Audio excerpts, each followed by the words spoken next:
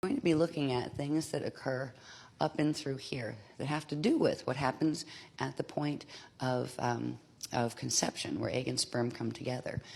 In contemporary times, the time when fetal integration happens, which is when the incoming new spirit that is in the spirit body actually tethers itself to the physical form, it's about 33 to 56 days. So up until that point, you have a biological form that is growing. It's going through cell division and all of those things.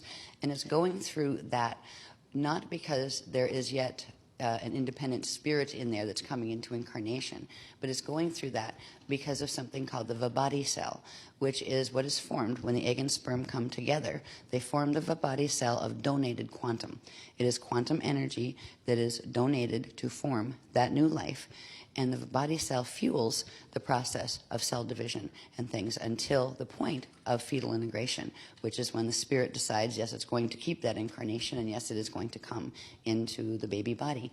Once that point occurs, then the new spirit coming in is actually tethered to the physical body. And at that point, if it were to abort or if it were to die or something like that, it would have itself down in the densities, and it would have to go through other incarnational cycles to get back out of the densities. This is 24 hours to 9 months, right? So you had the 12th hour here, 24 hours, day 1, right? Day 7, day 15, day 30.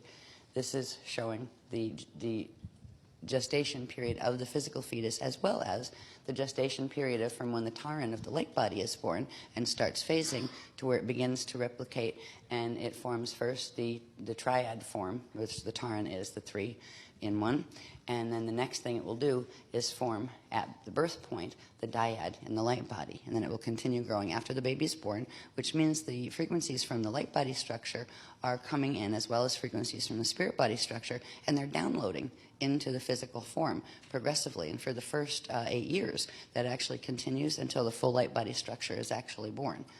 Now, what we're looking at here says the organic fetal integration process begins 120 days after fertilization and continues until the first birthday. Now, organic fetal integration refers to the Christic version, what the angelic humans experience. That's the way it should happen.